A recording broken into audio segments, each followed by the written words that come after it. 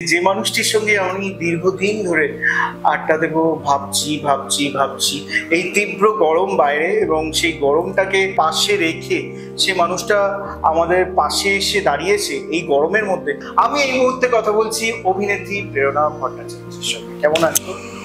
খুব ভালো আছি, মানে গরমের জন্য খুব কষ্টে আছি, বাকিটা ভালো আছি। তোমার টলিউডের জার্নিটা আমাদের দর্শকদের সঙ্গে সেরকম ভাবে আমরা ডিসকাস করিনি কোনোদিন। মায়ের সঙ্গে এই টলিউডে আসার যে যাত্রাটা, সেটা যদি সংক্ষেপে আমাদের দর্শকদের। মা তো অনেক বছর ধরেই এই অভিনয় জগতের সাথে যুক্ত, তো মা তখন ফুল ফ্লেজেড কাজ করছে, আর আমি তখন জাস্ট 12 এর বোর্ড এক্সাম দিয়েছি। ছোট্ট ছিল, ছোট না ওই আর কি। তো সেই সময় মায়েরই একটা প্রজেক্টে একজন টেকনিশিয়ান মাকে বলছিল যে আমাদের আরেকটা প্রোডাকশন শুরু হচ্ছে, যিশু দাশগুপ্তর প্রোডাকশন, ইটিভিতে। তো সেখানে আমরা নতুন মুখ খুঁজছি, আমরা প্রচুর অডিশন করেছি, এখনো অডিশন চলছে, কিন্তু পাচ্ছি না, মানে একটা আলোচনা চলছিল। তো মা তখন আমাকে কিছু না জানিয়ে না বলেই আমার একটা সিম্পল ছবি, মানে আমার তখন না পোর্টফোলিও না মেকআপ, মানে কিছুই না, কারণ আমি যে এই প্রফেশনে আসবো আমি কোনোদিনও ভাবিনি। তো সেই জন্য অবভিয়াসলি আমার সেই প্রস্তুতিও ছিল না। বাট হ্যাঁ, আমি স্কুলে মানে কালচারালি প্রচন্ড অ্যাক্টিভ ছিলাম, আমি নাচ শিখতাম, নাচ করতাম প্রত্যেকটা প্রোগ্রামে, ফাংশনে। তো সেইটা আমার ছিল, কিন্তু অভিনয় দিকটা আমি কোনোদিন ভাবিনি। তো যাই হোক, তো তারপরে মা ওই মানে আমাকে না জানিয়েই ওই ভদ্রলোককে আমার একটা এমনি ছবি মায়ের পার্সে রাখা ছিল, সেটা দেখিয়ে বললো যে আমার মেয়ে, তো তোমরা যে এজ গ্রুপটা বলছো ওই এজ গ্রুপেই বিলং করে, তা ওকে কি বলবো অডিশনে? তখন সে ভদ্রলোক মাকে বলেছে, আরে সাথী তোমার মেয়ে রয়েছে, তুমি মানে আগেই বলতে পারতে, হ্যাঁ হ্যাঁ অডিশন তো আমাদের চলছে, ওই দিন সামনের একটা এরকম ডেট বলেছে, ওই দিনকে অডিশন আছে, তাহলে তুমি পাঠিয়ে দাও মেয়েকে। তো মা বাড়িতে এসে আমাকে বলে, দিয়ে আমি তো একটুখানি আর কি এই হই যে আমি কি পারবো, কিছু কোনোদিন করিনি, কোনো প্রশিক্ষণ নেই, কিছু জানি না কি করবো। মা বললো না না, আমার বলা হয়ে গেছে, এটা খুব খারাপ লাগবে, তুই যাই পারবি তুই একবার গিয়ে অ্যাপিয়ার কর অডিশনে, জাস্ট যা।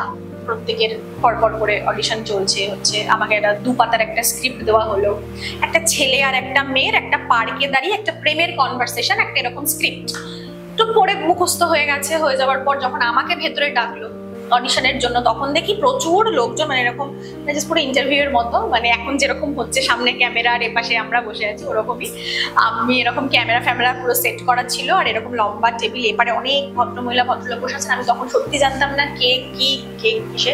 ওখানে যিশু দাশগুপ্তও ছিলেন, আরো অনেকে চ্যানেলের ইটিভি ছিলেন, আর তখন আমি স্বভাবতই কাউকে চিনি না। আমি অডিশন দিলাম, অডিশন দেওয়ার পর বেরিয়ে চলে এলাম। এবার তখন ইটিভির কাজগুলো হায়দ্রাবাদ থেকে স্যাংশন হয়ে আসতো, তো হায়দ্রাবাদ থেকে স্যাংশন হয়ে আসতে তাও 20-25 দিন মতো টাইম লাগতো এক একটা প্রজেক্টের। তো অডিশন দিয়ে চলে এসেছি, এবার 20 দিন মতো কেটে গেছে, কোনো ফোন টোন আসেনি। তো আমি ভেবেছি যে হ্যাঁ হবে না, কারণ আমি তো আর যা পারফর্ম করে এসছি ও হবে না, মানে আমি এটাই ভেবে নিয়েছি মনে মনে। তার ওই দিকটা নিয়ে ভাবিনি, আমিও ভাবিনি, মাও ভাবিনি, কেউই ভাবিনি। 20-25 দিনের মাথায় মায়ের কাছে ফোন আসে, প্রেরণাকে একটু অফিসে আসতে হবে ওর কস্টিউম আর ওর উইগের মাপের জন্য। তো ওখান থেকে ওকে কনফার্ম করা হয়েছে অ্যাজ আ লিড। এইবারে তো মাথায় হাত, কারণ আমি তো করবো না। বাবাও বলছে গ্রাজুয়েশন করার আগে তো মানে গ্রাজুয়েশন কমপ্লিট করতে হবে, কি করে করবে, লিড হলে তো প্রত্যেকদিন শুট থাকবে সেই। তো ওই রকম ভাবেই কাজ শুরু, এবং কাজ করতে করতেই পড়াশোনাও করেছি, করে বাবার আশাও মিটিয়েছি, গ্রাজুয়েশনও কমপ্লিট করেছি, কাজও করেছি, ওইভাবে আর কি জার্নিটা শুরু হলো। অসাধারণ এই জার্নির সাক্ষী এখন পর্যন্ত আমরা রয়েছি, এবং আমরা এই মুহূর্তে আছি অভিনেত্রী প্রেরণা ভট্টাচার্যের সঙ্গে টুডে স্টোরি সেলেবারটাতে।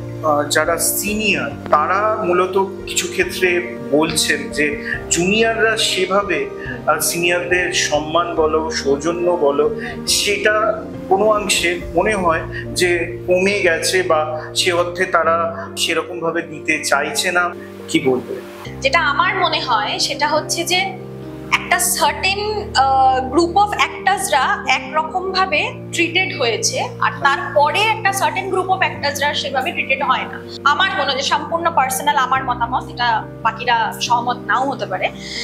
সেটা হচ্ছে যে আগে ওই যে মৌমিতা দিদের যেই ব্যাচটা ছিল, ওই ব্যাচের সমসাময়িক সবাই তো অবভিয়াসলি সম্মান তো পেয়েছেন। তারপরের গ্রুপটা এসেছিল হচ্ছে আমাদের দেবুলিনা দি, তারপরে হচ্ছে আমাদের কনিনিকা দি, তো এই যে গ্রুপটা, তারপরে হচ্ছে মনামি দি, এই গ্রুপটাও একটা খুব সম্মান পেয়েছে। তারপরের গ্রুপটা হচ্ছে আমরা সেই সম্মান, আমি এবং আমার সমসাময়িক যেই আছে আমার কালিগস, তা ম্যাক্সিমাম আমার সাথে হয়তো সহমত হবে, তারা কিন্তু সেই সম্মানটা পায়নি। মানে সেটা কিন্তু আমরা ইন্ডাস্ট্রি থেকেও পাই না, এবং মানে ইন্ডাস্ট্রি থেকে পাই না কি অর্থে বলছি, এটা আবার অন্যভাবে কোট হয়ে যাবে জিনিসটা। সেটা হচ্ছে আগে একটা সিনিয়র জুনিয়রের একটা সম্মান দেওয়ার ব্যাপার ছিল। মানে আমি আমার কথা বলছি, আগে আমাকে একটা সেপারেট মেকআপ রুম দেওয়া হতো। সেই মেকআপ রুমটা obviously non AC makeup room ছিল, আমার ফার্স্ট সিরিয়ালের কথা বলছি।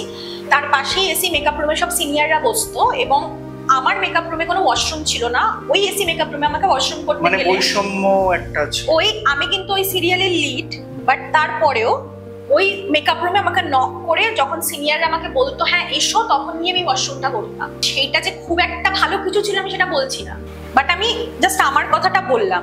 এইবারে তখন একটা সিনিয়রদের ভয় পাওয়া বা সিনিয়রদের সে রেসপেক্ট করা বা সিনিয়র একটা কিছু বললে সেটা শোনা, বা তখনকার দিনে খুব বকাঝকাও খেয়েছে আর্টিস্টরা। মানে আমার মতো নতুন আর্টিস্ট আজ থেকে 15 বছর আগে যখন ফ্লোরে কাজ করেছে, ডিরেক্টর বকেছে, সিনিয়র আর্টিস্টরা বকেছে, ভুল করলে বকা খেয়েছে। এখন ব্যাপারটা হচ্ছে সবাই যেহেতু সবটা জানে, আগে অতটা লোকে জানতো না, এখন সবাই সবটা জানে, এখন অনেকটা অ্যাক্সেসিবল সবকিছু। আমাদের যারা আমরা মাঝখানে পড়ে গেছি, মানে যারা এখনকার প্রজন্ম, যারা ধরো যাদের টিনস এবং 20s, এই যে এজ গ্রুপটা এখন ঢুকছে আর কি, মানে তারা কোনোভাবে আমাদের সেই সম্মানটা দেয় না, সেটা দেয় না, মানে এটা ফ্যাক্ট। মানে আমরা যে সম্মানটা আমাদের সিনিয়রদের দিয়ে এসেছি, সেই আমাদের জুনিয়র থেকে সেই সম্মানটা আমরা পাই না, তো এটা ফ্যাক্ট। আর এখন অনেক সিনিয়ররা যারা হচ্ছে একটা টাইমে তাদের প্রচন্ড দাপট ছিল, তারা প্রচন্ড মানে তাদের একটা ইয়ে ছিল, তারাও এখন বুঝে গেছে যে আমরা ছোটদের থেকে ওই সম্মানটা পাবো না, তার থেকে আমরা আমাদের সম্মান রেখে আমরা কিপ আ সেফ ডিস্টেন্স। তারাও সেটা এখন ফিল করে, ওই আমরা হয়ে গেছি হচ্ছে মাঝখানেরটা, না ওই দিকটা না এই দিকটা, তো এটা তো ফ্যাক্ট।